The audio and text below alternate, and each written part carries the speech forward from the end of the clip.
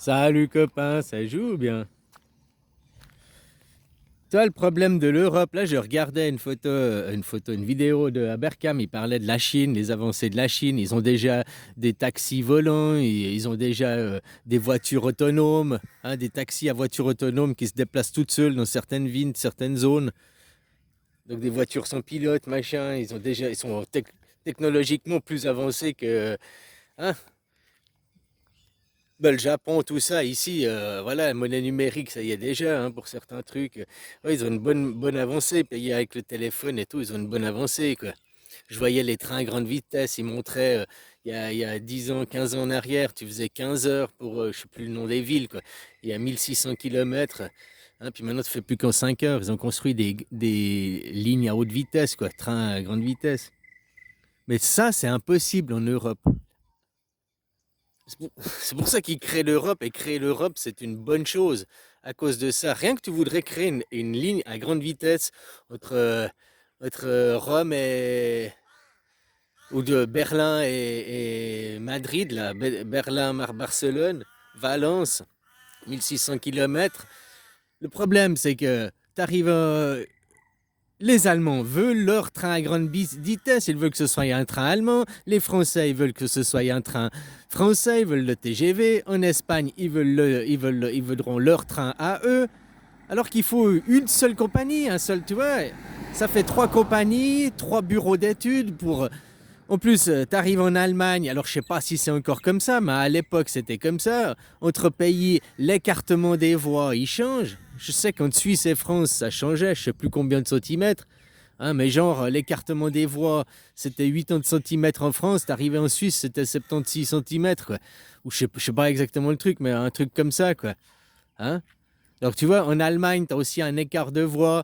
Tu arrives en France, un autre écart de voix. Tu arrives en Espagne, un autre écart de voix. Mais tout ça à cause de la conception de l'Europe, que chacun... L'Europe est créée, mais pas dans la psyché des gens. La psyché des gens, nous les Français, machin, nous les Italiens, machin. Mais vous êtes Européens. Non, les Italiens, non, on est divisés pour régner. En attendant, derrière, il y a des gens qui... Bah, ils se font le max de fric, hein. Tu vois, s'il y avait une ligne de train qui faisait Paris, Milan, Paris, Rome, une autre qui faisait Berlin, ça éviterait aussi un certain trafic d'avions.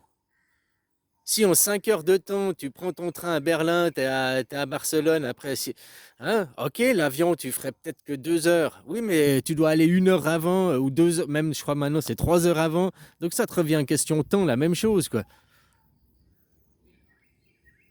Tu vois, imagine maintenant la même chose, mais une unification mondiale, où on arriverait à se normaliser, avoir des normes. Faire une ligne à haute vitesse ou un de ces trucs maglev, là, magnétique, ces tubes, Thaïlande, Bangkok, Paris, quoi. 10 000 kilomètres. Ou des trains qui circulent à 500 kilomètres heure. Ça fait en 20 heures de temps, tu as fait le trajet. Maintenant, des maglev à 800 kilomètres heure ou à 1000 kilomètres heure. Un train qui est à 1000 kilomètres heure, faire 10 000 kilomètres, c'est 10 heures. Hein. C'est la même chose qu'un avion. Après, la différence, c'est qu'un avion, s'il y a un problème au milieu du vol, l'avion, il se crache dans l'eau, ou bien il doit se poser en urgence, ou il se crache. Hein, un tunnel, un train dans un maglev, il y a un problème, le train s'arrête, tu peux toujours sortir. Quoi. Tu vois ce que je veux dire? Et je suis sûr que écologiquement, un tube qui ferait Bangkok-Paris, là, 10 000 kilomètres, un maglev machin, je suis sûr que ce serait plus écologique qu'un avion. Après, tu me diras, ouais, mais un tube, machin, les avions, tu peux envoyer des charters. Ouais, mais le tube, un maglev, un tube aller, un tube retour, t'envoies toutes les minutes ou toutes les 2 minutes, t'envoies une capsule avec 50 personnes, quoi. Toutes les 2 minutes ou toutes les 5 minutes, quoi.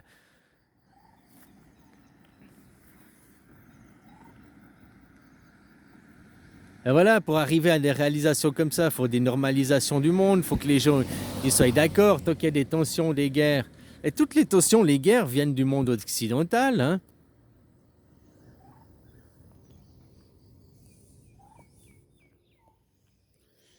Jules César a déjà essayé de créer l'Europe. Créer l'Europe, Jules César, c'était déjà les bases de la démocratie. Oui, c'était un empire, mais il y avait déjà, entre guillemets, une constitution. Il y avait déjà, je sais plus comment ça s'appelait, des sénateurs, des machins. Il y avait une pseudo-démocratie. C'était déjà une démocratie représentative, on va dire. Peut-être même plus, hein, ils votaient à la main levée des assemblées. Donc l'Europe, c'est le modèle, c'est ça, la démocratie, hein, juste comme ça, qui se bâtit depuis des années, des années.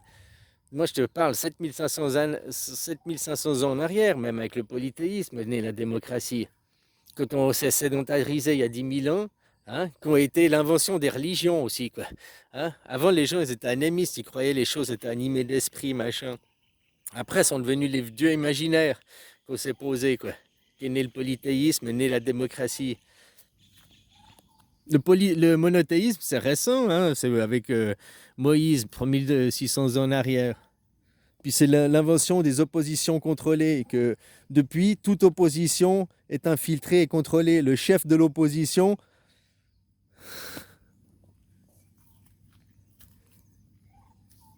regarde ce qui se passe en Syrie, le nouveau président de la Syrie, hein, qui était avant Al-Qaïda, le terroriste. C'est toujours comme ça, quoi.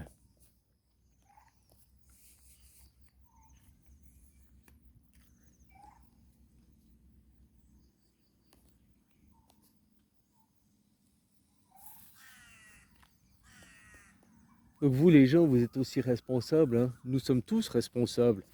On est tous liés, hein. Prendre notre téléphone, puis t'en as rien à foutre de l'autre, à l'autre bout du monde, machin. Et que c'est aussi bien peut-être de faire revenir des pays du tiers-monde chez vous. En France, on n'a pas de pétrole, mais on a des idées. Mais vous avez même plus d'idées aussi, même plus d'innovation. Il n'y a plus rien. Le monde du capitalisme n'amène pas d'innovation. Le communisme amène les innovations. Regarde en Chine, il y a plein d'innovations et tout, quoi.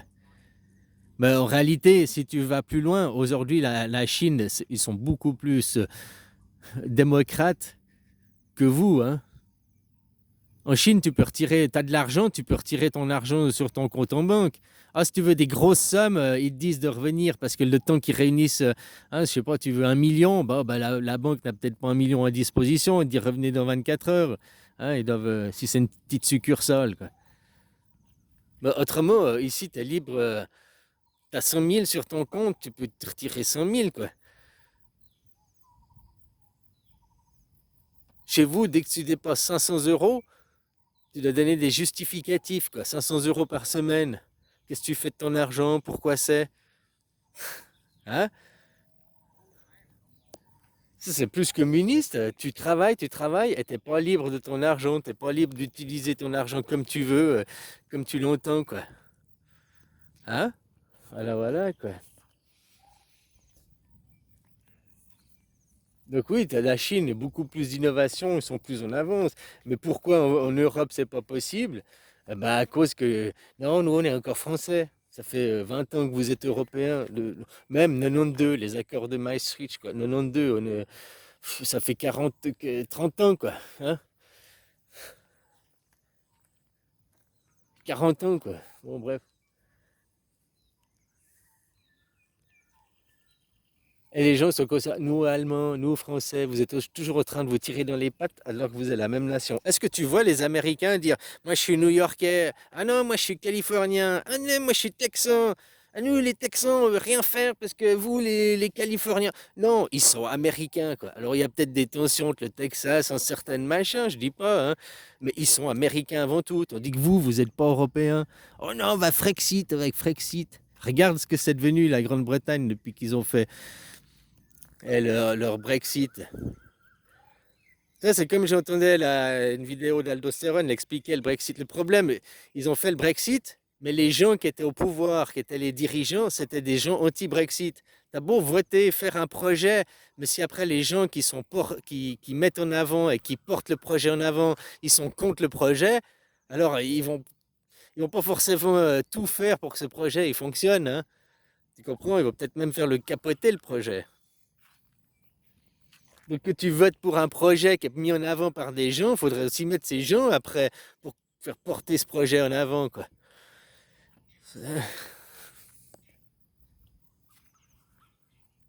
Voilà quoi, les luttes de guerre interne, aussi l'Europe, je te dis, des trains, des machins, ça pourrait être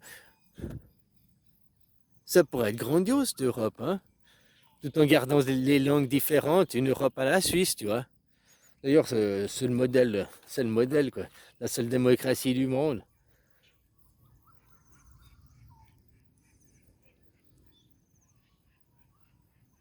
Les Américains, c'est pas du tout un modèle de démocratie. Les fondements même, l'État profond, c'est un État hiérarchique et c'est un État où il y a encore des familles qui dirigent. L'Amérique fonctionne comme ça, c'est ça l'État profond, hein. Ils te font croire à la démocratie, mais il y a des familles qui s'arrangent entre eux pour diriger le monde, hein. On veut ci, on fait ça, nanana, nanana. Il n'y a aucune démocratie là-bas. C'est encore le système catholique, les systèmes hiérarchiques. Trump, il reconnaît pas la Constitution aujourd'hui. Il chie sur la Constitution de son propre pays. Il en a rien à foutre. Hein? Je suis le roi, je suis l'empereur. Il agit en tant que tel, en tout cas.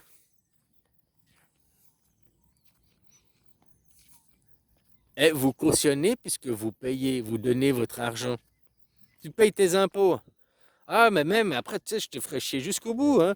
Et après, je te dirai, mais moi j'ai arrêté de travailler, je suis au RSA et tout. Ah, je te dirais, c'est bien, ça c'est une bonne étape déjà, hein. Au moins, tu donnes plus ton temps, ton argent, il te file du fric. Mais bon, il te file du fric, tu travailles pas, c'est déjà bien. Mais tu es quand même encore à cautionner le système parce que tu vas encore payer ton loyer, tu vas aller payer ta- au supermarché ta TVA, donc tu vas encore cautionner ce système. Faut que tu quittes, faut que tu quittes cette maison, faut que tu partes. Viens en Thaïlande ou en Chine. Tu donneras tes sous à l'État chinois ou à l'État thaïlandais, à l'État où tu es.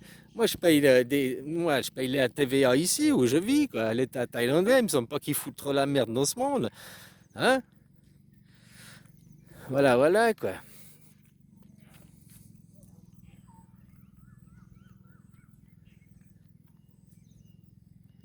Donc voilà, mais si déjà tu arrêtais de travailler, tu te mettais en grève générale et puis que tu incitais les autres à une grève générale, ce serait déjà bien. Hein, puis confronter vos gouvernements, parce que vous, c'est la démocratie, la seule démocratie, c'est la Suisse. En Europe, pourquoi l'Europe, ça fonctionne pas?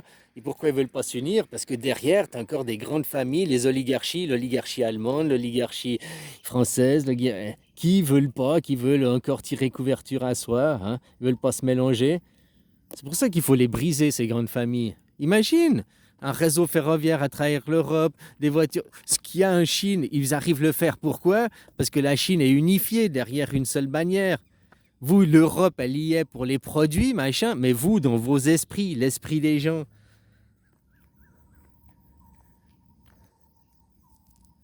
faut entrer dans l'Europe, pas l'Union européenne. Maintenant, c'est une Union européenne. Il faut casser l'Union pour en rentrer en Europe. Et l'Europe, c'est une zone géographique. L'Europe, ça appartient aux gens. L'Union européenne n'appartient pas aux gens, elle appartient à des dynasties, à des familles, à des pouvoirs, à de l'argent. Il n'y a que l'Europe qui appartient aux gens. Pour ça, il faut la demander, l'Europe, il faut demander la démocratie.